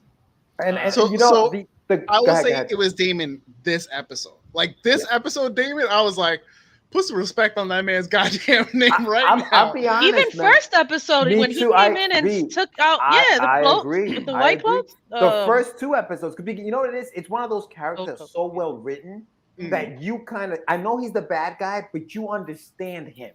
He's so well written and developed. Even when in the second episode, when the girl, what's her name? The princess. Rhaenyra. When she comes over, she's like, "Yo, just give me the egg, bro. Like, you want to kill me? Fine, kill me now." Shit. And he just throws that shit at her. Like, you caught me. You called my bluff. You called my bluff. I'm like, I ain't gonna kill nobody. You right here. Fuck, take the egg. Fucking over. Like, just those little things about that character make you say, "This guy's an asshole," but I understand you, bro. Like, I get. And then when he does what he did last night, on Sunday, I'm like, this motherfucker right here, bro. You know what it is? When I watched Game of Thrones season 1, and I know what's her name, Arya wasn't that badass, but there was something about that character that I was like, she was so good. That character is gonna do some shit in the show, and that's the same way I feel about Damon. I never read the books. I don't know what the fuck happened. I'm gonna tell you right now, because everyone dies. Everyone dies, obviously, like because either through tragedy or through old age, if you're lucky, or some nonsense. The way this man dies. I thought he was gonna die like that. The way he dies, I'm gonna tell you, the way he fucking goes. Really? I cannot wait to see it. Yeah, it's gonna be so good. It's gonna be in the last season. Okay. Probably in the middle. Okay. Right, because it's gonna be, but like the way he goes and what he does, bro. Damn. I'm so hyped. I'm so fucking excited for it. So wait, for you guys read these books, obviously. I've not. You haven't. All right. Fire and Blood. I read and listened to the audiobook. So is the show? Not that you will ever compare the two. They never compare, but it's holding its own. I'm assuming the show in comparison to the books. So Fire and Blood is more like a story of the Targaryen history written by a maester. Basically, it's a book of the Targaryens, and they talk about specifics that happen at certain points. But this show adds more and gives more of a visual. Like, it fills in, like we spoke about this last episode when we were talking about the birth of Rhaenyra's brother when he was born, and they had to do C-section with the wife. In the book, it only says she died in childbirth. It doesn't specify how. Because it's written by the maester who's telling the history of the Targaryens. So that's how, the perspective the book comes in. Okay. You don't see the perspective of Rhaenyra. You don't see the perspective of Viserys going through this process. We just know what's going to happen. That's cool. All right. And they fill it in and give us a better visual. And it's just working much better, as opposed to in Game of Thrones, they went story for book for the most part. Some things didn't translate over, but they did very well with it up until the very end when they had no source material anymore. So it changed it. But it's just such a good way that they're creating this story and giving us more, building on the lore that we already love. Yeah. No, so I think that it's freaking awesome. Between the writing and the acting, it's just off the chain. Like just the king and when he's sitting on the throne getting drunk and doesn't give a shit, and people come up to him and he's just talking shit, like the way he's so articulate about the shit. I'm like, damn, dog, like it's so well written and so well acted. Like, Paddy Considine, whatever his name is. Paddy he's doing. I'm really enjoying his take on King Viserys, and like you really see the struggle. Oh yeah, and his he's not perfect at all. His flaw as a king. This whole idea of trying to keep everyone happy, but in trying to keep everyone happy, no one's going to be happy. Yeah. And because of all his indecisiveness, literally starts the downfall of his family. And like he's playing it so well. Like the scene with him being drunk. Like it's like, you read about it and you read about him, and he's like, he was one of those kings. He was a peacetime king. Pretty much did the parties and the feasts, and but you don't really get that internal. You don't get that internal struggle from him because we don't get the inner monologue that we get in the original books, because it's all like first person account. Here we're finally seeing that struggle that he's going through, and I gotta say, everyone in their roles is killing it. Yeah. I like he's so bad. He's so flawed. He can't even kill the heart correctly. Like, you know what I'm saying? He goes out there, stabs. He's like, no. He doesn't want to. So he doesn't. No. The thing is, also, I think he knows that this is a punk ass way to go hunting. Like, why? Yeah. He feels that. I'm like, this is some bullshit. It's punk, like, and it's not the white it's not the white one. I think that's what solidified in his mind where he made the right choice, because he was second guessing the whole the symbolism, I think, behind that white stag, right? Supposedly signifies royalty, right? The fact that they said, oh, the stag's been sighted, people are bringing up that he should be naming Aemon. He's second guessing whether or not Rhaenyra's even fit to take over. The fact that the stag wasn't white, I think, solidified the fact that, you know what, I made the right choice, and my daughter is going to run this shit. So we get it as a viewer. As a viewer, we see it come to her, right? And none of them really know. So that symbolism there where you see where it should lie kind of thing. I think they did very well in how they incorporated that. Yeah. And I love the king just reiterating that, like, I did not name her my heir on a whim. Like, just to clear it up. Yeah. Exactly. Yeah. Exactly. As much as I'm loving the king and I'm loving Daemon, like, Rhaenyra, like, has her moments, and I'm like, I fucks with her. I fucks with her, but I like her. Yeah, well, I love her. I like the character building. She's playing it very well because, like, on the one hand, you still are a princess, you're still young, and you still have so much to learn. But you can tell that because of the position she's been in for so long, she's not dumb. Like she's been in those meeting rooms. She's been next to, like, you know, these bigwig figures, like, and she knows the responsibility of, like, the position she has now been given. So she gets that totally. Yeah. Again, she's still young. She's still working through a lot of things with her best friend marrying her dad and now being her stepmom, the whole nine, having a brother, all these things. But it's playing out so well, and I'm excited to see, like, when they finally do, like, the actress shift, like, into, like, episode 6. Like, that's gonna be like wild because this younger version, I think like, hook, line, and sinker, like, she's dope. Yeah, I think based on last Sunday's episode, it jumped 3 years, so she would be what, 17, 18 now here? Because I believe she was like 14, 15 before. She's 17 because he says I can't control my daughter of 7 and 10. I think he says of 7 and 10. Oh, yeah. Okay. Yeah. I think so she's 17. It jumped 3 years. So I was trying to figure out whether or not where it age-wise where she stood, because she has some immature aspects where she knows that she's not going to get what she wants, and then I think she doesn't really want it either, which is kind of like the confliction in her.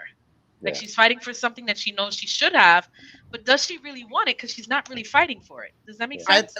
I think it's one of those things also that, does she know that she is guaranteed? Like, even though she knows that her father named her, she doesn't feel like it's a secure, like, in the bag thing, because you still have Daemon on one side, and now you have a little brother. Like, she feels like, what am I fighting for if, like, this can be just taken away on a whim? Like, I don't have any control. Like, if my father passed away today, like, fuck all the people who claim their loyalty to me. They're gonna be like, well, your dad's not here. Fuck you, blah blah blah. And, like, I think that's what she's going through, where she's like, she struggles. Yeah, she struggles.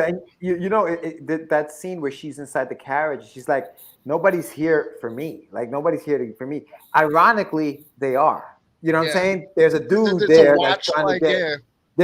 They're trying to marry her because now he's trying to marry her off, and ironically, there is somebody there for her. You know what I mean? And I love how she, like, her vulnerability. Like, she's still a little girl, so when she's in the woods and that boar is coming at her, she legit looks scared that this shit's coming at her. When that shit is on the ground and it gets back up, and she just that's takes when you see her grow out on that fucking boar. Like, she's just stabbing that shit till it's like splatting her face. She doesn't even give a fuck. And then when she walks into the camp looking like fucking what's his name from what's that movie? Mel Gibson walking in with that Braveheart. Braveheart. I'm like, yo, she's badass. She's so well written. Like, it's just such a well written show. I really. She gives me a lot of Daenerys vibes. Especially with the scene. It brought me back to when Daenerys eats the horse heart, and it was like her transformation into her growth of a character, where you start seeing the shift, and her killing the boar. I think we're going to start seeing a real shift in her. So I'm really excited. I think you're absolutely right though, and like where you were saying, like she's not sure if she wants it or not. I think that's going to be a big factor, like going and forward. The white stag. Yep. Yeah, like I think like she's not sure if she wants it. She's not like she's so unsure about like so many things. The white stag kind of solidified it for her, and like she got that confidence towards the end of the episode.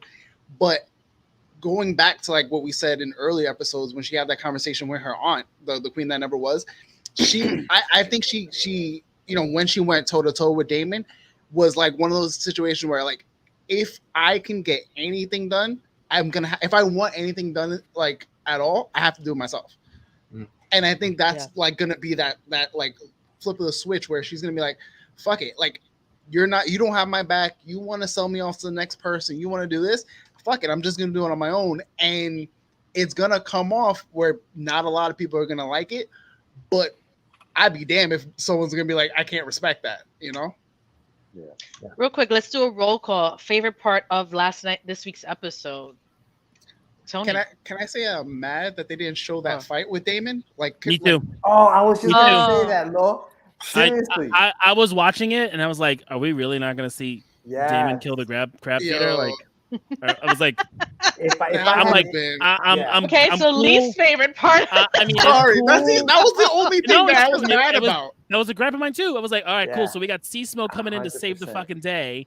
But I'm not gonna see him cut this guy in half with Dark Sister. Like, what is this, bro? Like, come on. Don't get me wrong. The way he's dragging him out and what they showed was a cool visual. But you guys are absolutely right. I wanted to see how he did it. Like, I want to see what happened in that cave, bro. Like, But anyway. Yeah, that was my least favorite thing. Favorite part, we'll go to favorite parts. Favorite thing that wasn't Damon. Yeah, right. No, you can't do that. You can't do that. All of them are like, oh, Damon. Yeah, it's all gonna be that. I mean, that was gonna be mine. But yeah, no, I agree. I think my non-Damon part that I really liked in this episode, it was a small moment with the king when he's talking to Rhaenyra. Is that how you say your name? Rhaenyra. Yeah. Where she's just like, she doesn't want to be sold off, and he's just like, even I'm not above tradition. Like, you really kind of get the sense that like that he's kind of like losing control of her, and he's just like just really kind of falling apart as a king. Like I really kind of bought that performance out of him. Yeah, that was a good scene. Yeah. I think so. There's the scene. Who's the other guy in the council who told him to marry? The one with the good advice? Strong. Yes. My man Lionel Strong. That guy needs to be hand to the king, bro. I'm like, what he's smart. What is going on here? He's wicked smart. He's probably the most level-headed one out of all of them. You may be onto something, Val. He like, not for nothing, he gives me a lot of like Sam vibes. Like, I'm here for it. Sand vibes? What do you mean? Sam. Oh, Sam. Oh, yes. He actually kind of looks like Sam also. If I remember correctly, he did do some time as a maester. Like, he has some chain links. Okay. He's really smart. Like, he's. Like, I was going to say, because like he looks like a guy who like knows more than just like the pomp and circumstance of like being a noble. He looks like he's like, yo, let me tell it to you straight. Like, I'm not gonna bullshit you on this one. He's like one of the few who's like really trying to do what's best for the realm, where everyone else has like an agenda. Like Otto has an agenda. Hightower is just just a manipulative fucking individual. Yeah. And then his daughters, she's not much better. I don't give a shit how anyone said like this. Well, so who said it last episode? Was it what? Like she got her own like what is it? She's not right, or you said like you said something about like Alicent is not innocent. Right, that's what it was. That's what it was. Yes. Yeah, Alicent isn't innocent, bro. I do not like this chick. She's watching everything. She knows what she's doing. Well, it has nothing to do with her father manipulating her. Well, no, I think it has something to do with it. I think for the first 2 episodes, I'm gonna stick to that. She didn't like that she had to do what she had to do from what she just did what her father told her because of the whole finger thing. Like they showed it, they zoomed in on it, they made mention of it. It was a thing. Mm-hmm. I think now, after the conversation that Viserys had with her and his thoughts and his feelings about naming his son is going to be the driving factor for her to make sure her son gets what he is was rightfully his. Obviously, Mama Bear protecting her kids, but I think because she had that conversation, with Viserys, and that she's gonna be like, all right, cool, Aegon is gonna be king. Rhaenyra saw the white stag, and she's like, I'm gonna be queen. So we had those two pivotal moments to set these two people up to either get themselves or get the person, their child to the Iron Throne. So I think that's kind of, so now it's Alicent isn't innocent, but I think for the first two episodes, isn't innocent at all. I'm sorry. You know, so Tone, so you just reminded me, you talking about some of the favorite parts of the episode. Now I have two. One of them is where she tries to pull rank on her when they're underneath the tree, and she has the guy playing the whatever, the lute, and she's like the princess tells you to stay, and she goes, the queen tells you to leave, and now he's got to bounce because she's the queen, and she's got to kind of take it, and then but in turn she goes, is that me going inside? Is that something you want me to do, or the king wants me to do? If the king wants me to do, I'll do it. And like that friction that they're starting to build, I think that eventually, like you said, Tone, she's going to now realize, you know what? Fuck this fucking chick. Like, I'm trying to be nice. She's overreacting like a bitch. I'm the queen. This is my son. Let him be king. And that's gonna be like where she starts turning, right? The other scene, and to the other Tony in the room, that the scene that he had with and I forget her name, and guys, I feel you, dog. Like the princess. I'll call her the princess. At the end, where he says to her, "I'm trying to get you married for us. Like this is supposed to strengthen us." And she's like, "You didn't marry for that reason." And then he's like, "Damn, you're right. You know what? You know what? Go find yourself somebody you like, and I'm gonna back that." And like that relationship, there's still friction in it, but you can tell that he loves his daughter. You know what I mean? Sure. And she loves her dad, but she's still rebellious. She's 17. She's like, fuck this. You know what I mean? Like, so I like that. Like those two scenes really kind of like I enjoyed those two scenes.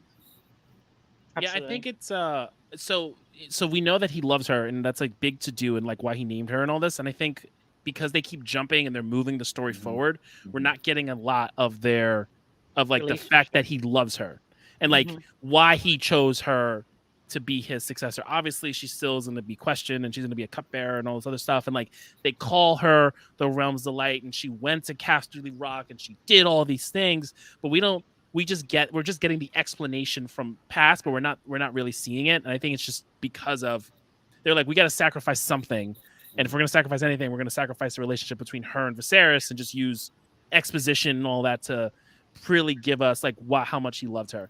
But I would say it's a bit of a shame because you do like it's true, he didn't just name her to name her, he meant it. And like the whole time up until his deathbed, it's like it's her. It isn't until like after he's dead when shit goes down. Yeah. And everyone's plague starts being all sneaky sneaks. Yeah. I think we've established before, like Viserys, for what it's worth, even though he feels like a wet paper bag a lot of the times to a lot of people in the world, like not for nothing, but like he loves his family. Like he will do what he feels is right for his family. He can fucking give two shits about Daemon most of the time. But that's his brother, so he's like, all right, fuck it, I gotta like help him out and whatever. Like Daemon will be the thorn in his side forever and ever, like he said. But he still loves him. Like he knows, like at the end of the day, that's his brother, and he's gonna have his back. As much conflict as Daemon's going to give him, if you just satiate him for a little bit, Daemon's on your side. Yeah, but I think it was last episode where he kind of stopped the dude from talking shit about his brother, Daemon. Yeah. Daemon was like, "I can say shit about my brother. You will not. Like you, not even that you can't. You just won't. Like you know what I mean? It's like you don't can't play do yourself. It. Yeah, exactly. I think that's like as much as like these family members like are against each other and like just like I hate you, there's like the level of love and loyalty that's there that I'm waiting, because like as strong as that is, that bond, if it breaks like we think it's going to break, and we know it's going to break, ooh, what's the tension that brought on like that break? Well, we know Vin Diesel said it best. Family. And I'll remove Seabass. for that one. Steve has been quiet though. Listen, he knows. He didn't watch it. He didn't watch it. That was his 2 cents to put in because he didn't watch the episode. It's fine. It's fine. But now, we can bring it back. You can bring it back. You know what you did. Exactly. Oh man, but no, I mean, great. I promise I will be up to date next week. Definitely. I promise that. Tony, since you're new, what are your expectations for this season of Game of Thrones or House of Dragon? I keep saying Game of Thrones. I want to say Game of Thrones. Just to not be season 8 of Game of Thrones. Nice. That's anything else would be great. Yeah, that's a low bar. You know, it's a really low bar. That's it. Because the bar is on the floor. I watched the first 5 seasons of Game of Thrones, and I just got tired because all these villains just kept winning all the time, and I was so tired of all their winning. So I moved on to other stuff. But then it's like season 8 happened. My girlfriend kept watching all the way through, and she's like, "You got to watch what they're doing." This, and I was like, "Oh, you're just straight nosediving this thing into the ground. Like you don't care about anything that you set up." But if they don't do that, if they just respect the arcs that they set up and see them through to the end, I'll be happy with that. Yeah, that's the truth. And also, Damon is badass, and I really thought he was gonna die in the last episode. I nudged my girlfriend. I was like, maybe they don't got enough money for Matt Smith. And then the dragon comes in, and it was just like, woof. Okay, sea smoke. We didn't talk about sea smoke. Bro, yeah. There was so much going on. What's Carla's son's name? Leonor. Balerion, right? Yeah. Yep. Comes in. First of all, I didn't know he was a dragon rider, but it makes sense. Obviously, his mother's a Targaryen. And I'm like, that's not Caraxes. What is that? That's so much smaller, not the same color. So I'm thinking he comes in riding Caraxes, and I was like, oh shit, we got another dragon rider in the war. Okay. I was surprised at that because I didn't even realize it or it didn't occur to me. What was good was that you had Lionel say his name, so it was like in the back of your mind, and then you see him at the war council, like, oh, okay, there's his son. And at the end of the episode, oh shit, he rides a dragon. Okay, this makes sense for them to be paired off. Yeah, so like they did like a little build up for him to be a dragon rider, and it'll be interesting once we see his sister get her dragon as well. Also, the memes that came out of this episode when they were like, "See, Damon can dodge arrows. You just gotta dodge and weave." Unlike some Stark kids, and I was like, he was out, bro. Like he was running, dude. I was like, "Yo, this dude is crazy right there." Bro. Your boy just ran. It was like John. He just, you know what he reminded me of? I don't know how many guys watch Naruto, but Madara when in the Great War, when he comes slow run and then started going full force and then took everybody out. I was like, oh my god, he just pulled a Madara. Oh my god, this is so great. This is so great. That was hella big energy. He was like, word? Bet, let's do this. They got me though, because like Tony, you said I thought he was gonna die, but also I was like, if he's gonna die, what a punk way to go with a fucking white flag. Bending the knee, giving him the fucking. I'm like, I knew that was a play. I was like, I knew what this is. Showed up there, Dolo. I was like, oh, he about to come with some bullshit. Let's do it. I'm not letting my brother beat I was like, he'd rather surrender than his brother to help him. Like, what? That's some prideful shit. He'd rather die. He was like, he'd rather die. Right. He'd rather die than his brother help him. That's what it was. He's like, either I'm winning this or I'm dying. But I'm not winning it because of him. Yep. That's not some little brother shit. I don't know what is. As a little brother, 100% valid. 100% valid. Fucking great. You know? But yeah, we got 3 great shows coming up. What was it? So Friday, Lords of the Rings. Sunday, Game of Thrones, and then Thursday, She-Hulk. Yep. Oh man, that's how they drop. They drop on Friday, the Lord of the Rings ones. On Friday. Yeah, because that's how Prime does it. So Thursday night. Yep. Okay, got it. Yeah, so you can watch it Thursday night. So it's a good Thursday. We're now in the fall of the nerds. Yo, summertime hit us. Go ahead. Oh, I said that actor that played the Lannister in this episode. That's the same actor from the Halloween remake where he was the podcaster that gets killed in the beginning. That's the same actor, right? It's a good question. Because I saw him and I was like, I think that's Jefferson Hall. Yeah, he in the Halloween movie he holds up the mask to Michael and he's like, does this do anything for you, Michael? And, he had the same beard and everything. Yeah, Halloween, the 2018 one. Yeah, that he's in it. And then I didn't watch the remake. He also plays Sir Hugh, who gets killed in season 1 of Thrones from the mountain. Oh shit! Who gets a big chunk of wood in his neck? Yep, that's also Jefferson Hall. Okay.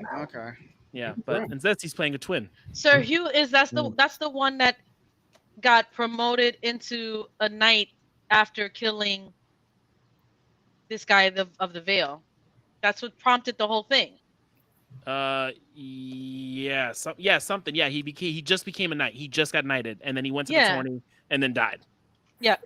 And he was conveniently set up against the mountain. Yeah. See, Game of Thrones had such a way of weaving shit in and foreshadowing, and then you figure shit out. And I'm like, Littlefinger was behind everything, though. It's so crazy. Littlefinger, that was great. Hightower is the new Littlefinger.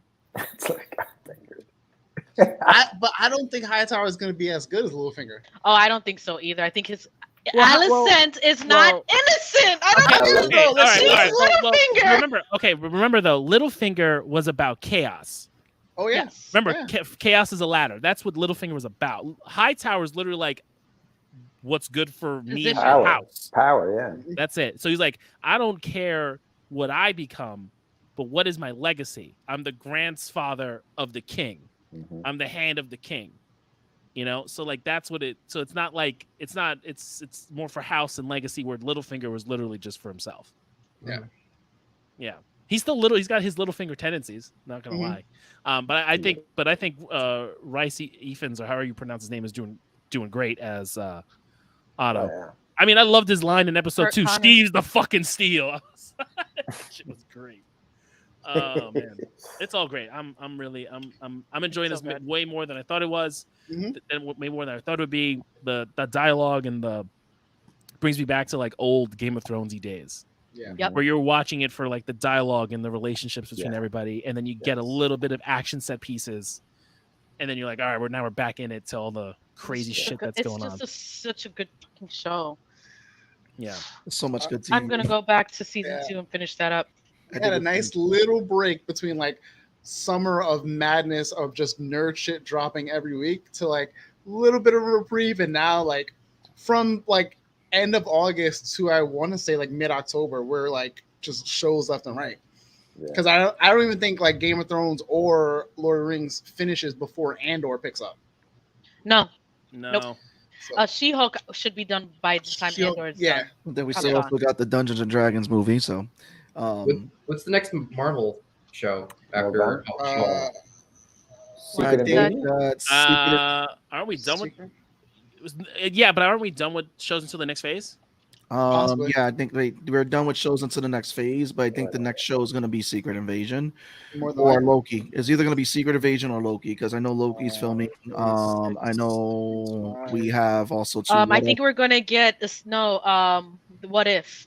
Yeah, What If? I think that's the next season coming out. Let me see. The next movie is Wakanda Forever. That's the next movie. That's phase 4. Secret Invasion is spring 2023. Wow. Damn. As of now. All right. That's when we're getting Secret Invasion, which is why we're getting the trailer at D23. D23. Yep. Yeah, because there's still stuff too that they haven't announced yet that's going to be at D23, and then they said that there's rumors of a lot of people casted that are going to be announced at D23. Henry Cavill, Denzel Washington. I'm like, what is going on? What? They're rumoring that Henry Cavill might actually be Doom.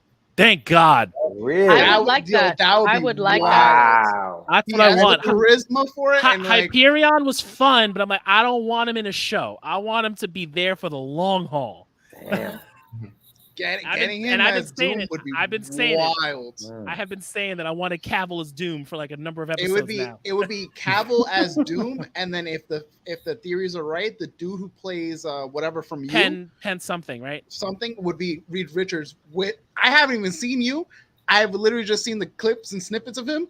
He would be a fantastic fucking Reed Richards based on like the fucking sociopathic shit I see. Doom. Doom. Pong Doom. Those are rumors. That's nothing confirmed. TBD. Rumors. We're not sure, but I think wild. 20. But that's confirmed. Like we're finding out who it is at D23, right? That's when they're letting us know. Shit. Yeah, D23. It's going to be this month. So Yeah. they're dropping more because they purposely left stuff off the San Diego Comic-Con docket that they were going to release for D23. So Disney didn't, so Marvel didn't like shoot their whole shot. They don't like that. No, they were like, we're gonna hold it in. Thanks. That's this weekend. That is literally this weekend. Yeah. It's September 9th, 10th, and 11th. We have a lot to talk about next week. Meanwhile, DC is like, we got Black Adam, and we're gonna push back Shazam. Oh my god! Oh, also, and we're not sure what to do with Flash. So speaking of DC, we saw Super Pets this past weekend, and if you don't want to pay for it, which I totally understand, it is coming on HBO Max on September 12th. Oh, wow. Nice. I do actually want to watch it. Nice. It was a fun watch. It looks like so. Andor is September 21st. Bad Batch comes September 28th. And it says here that we should be expecting What If it's been pushed up to the end of this year. Oh. Damn. What If season 2 is being fast tracked to come again? So I think that's the next Marvel series we're going to get. Oh, it's our filler until Secret Invasion. That'll be a lot. Yeah. I'm here for it. So for those who are wondering, so today we have Tony James with us. Check out his Kickstarter, Star Noir. Star Noir on Kickstarter. It's running through September. So yeah, go check it out. It's a really exciting book. We've been working on it for several months. It was one of the many pandemic stories that I wrote. When I first pitched it to the artists, they just thought the whole narrative was incredible. I mean, every time I asked them to draw new pages, they move everything else that they're doing off the schedule just to actually draw these pages. That's how excited they are about doing this book. Awesome. And again, the link is in the description, guys. And also, too, if you love George Medina, yes, it is. Nice. Thank you. If you love George Medina, it's been on the episode tonight. You could catch him on tomorrow night at 8 p.m. and catch the craze with his other crazy tag team partner that's taking the WWE Tag Team Championships over there at Catch the Craze. And then you could also catch him on Thursday mornings. What is it, 9 a.m. at the Morning Brew? Yes, sir. 9 a.m. Morning Brew. We're not doing a show this week because Sam's going to be out, so there's nothing going on Thursday morning. But tomorrow night, we're gonna have Philip Russell in the show. He's gonna be talking about tragedy, his other Kickstarter. So check that out tomorrow night. And finally, don't forget to catch up on Law, his Twitch channel. He is coming back on Twitch. Law, yes. I'll have some news about that very, very soon. A lot of things are determined by some news I get this week. So we'll see with when my hiatus is up. Essentially. And if you're a Patreon subscriber over there at my Patreon, Bonet Studios, you can read Concrete Combat, the final part tomorrow, lettered by George Medina. Thank you again, George. This has been a fun episode, even though catch up on Medusa's Cascade. Oh my god. Also, I know Seabass has seen it, Tone has seen it, but we're working on an animated project, and we saw the teaser of it, and whew, good goddamn. If y'all not I cannot wait. This is why I'm like, watch that. Like, listen to the series, watch it, catch up. Tommy's been working on doing arc episodes, so you can catch up on the arcs themselves rather than slogging through 200 plus hours of whatever. You guys can listen to like an hour to catch up on. Listen to the TLDRs. Exactly. Man, but exciting stuff coming your way this year and next for sure. This has been your boy Sebastian. It's been your boy Law. But from across the hall. And last but not least, Vmac, as always. Well, see you guys next week. Take it easy, everybody. Have a good night. Didn't watch the show and got all fucked up. See you later, everybody.